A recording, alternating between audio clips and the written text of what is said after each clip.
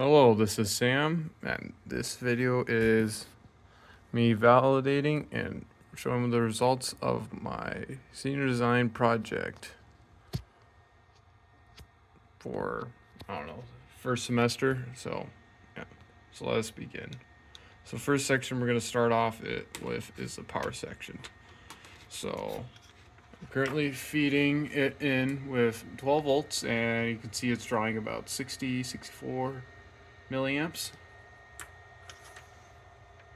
So, and that's going to the 5-volt regulator right there, and that's going to 3.3-volt regulator, and that's going off to the mic controller. So then a 5-volt regulator also goes off to a negative 5-volt converter.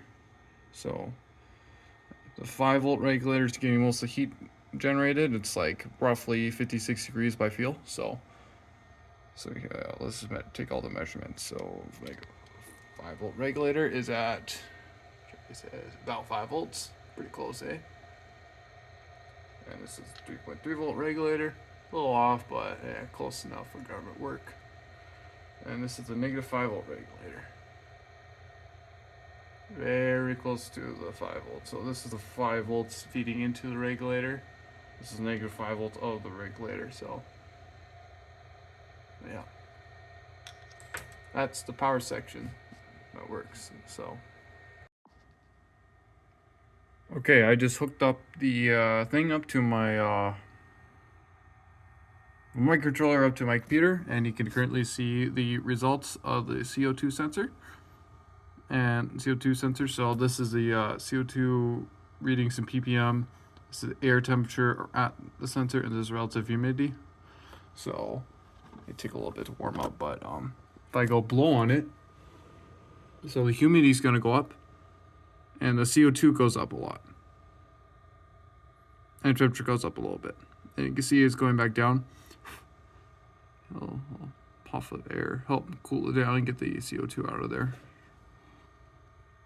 So yeah, see, now they're going down. So right now I am currently looking at, so right now I have the scope probes hooked up to the I2C lines, because earlier I was debugging them. Like I was having some weird problems with them, and I managed to figure it out. So yeah, I'm getting the I2C data off the oscilloscope. So getting all the, so I have the oscilloscope reading all the packages and stuff. So yeah, we can get it to, you know, get a little listener, you know. So yeah.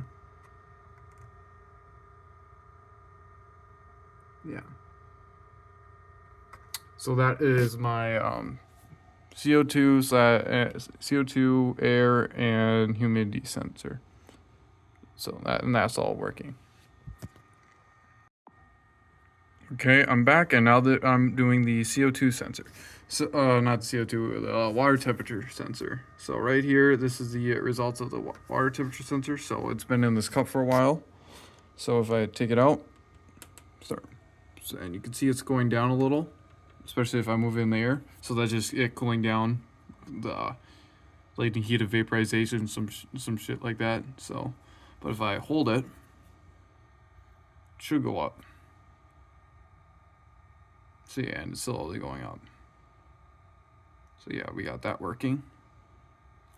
I'm jumping back at the water. You can see it goes cool down real quick. You know, water has a high thermal mass. So yeah. Then right now I'm reading on the scope. I'm reading the 1-wire data. It all looks correct to me, I guess. I'm not big. You see all the 1s and 0s in there. Yeah, 1-wire is kind of confusing, not gonna lie. So yeah. I'm currently been debugging that. I had some problems in the past with it, or not in the past, but you know, on this project at least. So yeah.